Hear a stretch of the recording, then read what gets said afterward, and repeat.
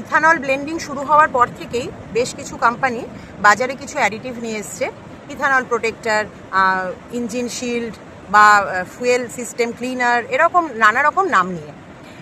তো এই অ্যাডিটিভগুলো কোম্পানি দাবি করছে যে এই অ্যাডিটিভগুলো যদি ফুয়েলের সঙ্গে ইউজ করা হয় তাহলে ইথানল জনিত যে সমস্যাগুলো ফুয়েল সিস্টেমের মধ্যে আসতে পারে বা ইঞ্জিনের মধ্যে আসতে পারে সেগুলো নাকি অনেকটাই কম হয়ে যাবে। আবার কিছু কারণ আর এই দাবিগুলোকে সম্পূর্ণ সত্য ধরে নিয়ে ভাবছেন যে কয়েক ফোঁটা ওই অ্যাডিটিভটা ঢেলে দিলে বোধহয় তার গাড়ি, তার নন কম্প্যাটিবল গাড়ি E20 কম্প্যাটিবল গাড়িতে কনভার্টেড হবে এবং তিনি নিশ্চিন্তে E20 পেট্রোল ইউজ করতে পারবেন। তো আজকে ধাপে ধাপে দেখব যে এটা অ্যাকচুয়ালি কতটা মিথ আর কতটা সত্যি এর মধ্যে আছে। দেখুন, প্রথমেই যেটা বুঝতে হবে যে ইথানল নন কম্প্যাটিবল গাড়িগুলোতে যে সম্ভাব্য ক্ষতিগুলো করতে পারে সেগুলো কিন্তু এক ধরনের নয়, সেগুলো বিভিন্ন রকমের হতে পারে। যেমন ধরুন রাবার হোস বা সিলের ডিগ্রেডেশন, কোরোশন, ইথানলের moisture absorbing property, lean combustion tendency, আচ্ছা তারপরে হচ্ছে ফুয়েল সিস্টেমে ডিপোজিট করতে পারে। আর হায়ার ইথানল ব্লেন্ডেড ফুয়েল যেটা করতে পারে সেটা হচ্ছে কোল্ড স্টার্টের কিছু ইস্যু।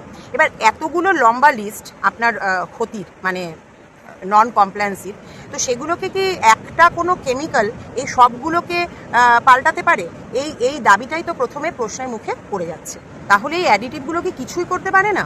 না, সেটা আমি একেবারেই বলছি না। কিছু কাজ এগুলো করতে পারে, যেমন কিছু ভালো মানের অ্যাডিটিভের মধ্যে ডিটারজেন্ট থাকতে পারে, যার ফলে এই ফুয়েল ইঞ্জেক্টরের যে টিপটা সেখানে ডিপোজিটটা কম হতে পারে এবং ফুয়েল ইঞ্জেকশনের যে প্যাটার্ন সেটা কম্পারেটিভলি স্টেবল থাকতে পারে। কিছু অ্যাডিটিভ ফুয়েল সিস্টেম ক্লিনার হিসেবে কাজ করতে পারে এবং কিছু অ্যাডিটিভে কোরোশন ইনহিবিটার থাকতে পারে, যার ফলে কোরোশনটা কিছুটা কম হতে পারে।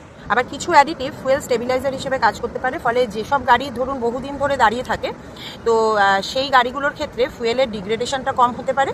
আরেকটা যেটা হতে পারে সেটা হচ্ছে ফুয়েলের লুব্রিসিটি কিছুটা বাড়াতে পারে।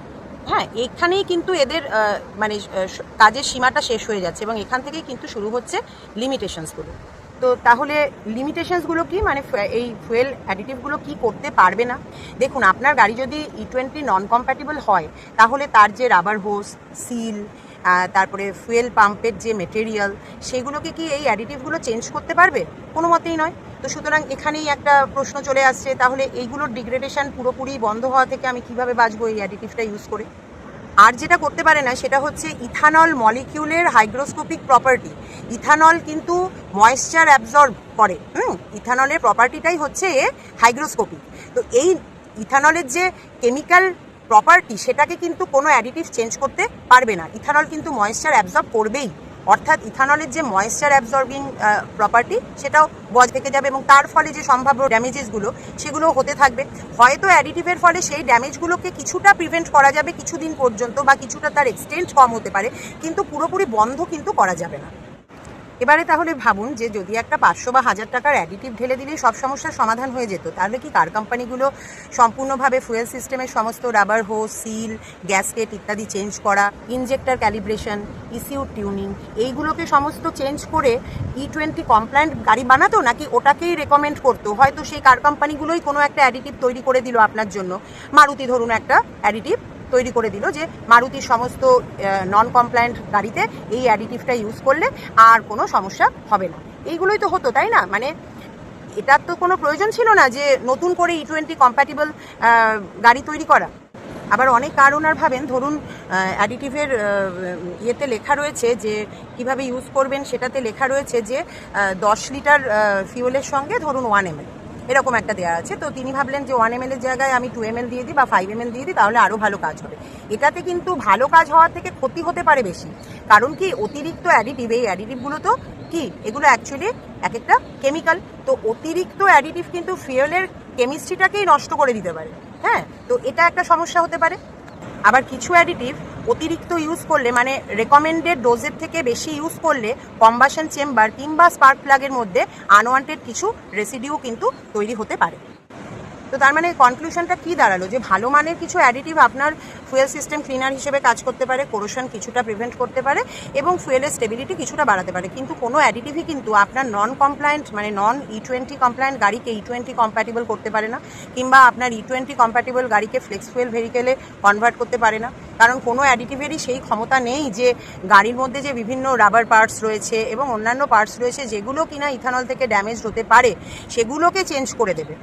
তো সুতরাং এইসব অ্যাডিটিভ কিন্তু খুব ভেবেচিন্তে ইউজ করবেন। যদি আপনাকে ইউজ করতেই হয় তাহলে আমি বলবো যে ভালো কোম্পানির অ্যাডিটিভ ইউজ করুন, একদম সস্তা যেগুলো পাওয়া যায় সেগুলো ইউজ করবেন না, এতে বরঞ্চ ভালোর থেকে ক্ষতি হতে পারে বেশি।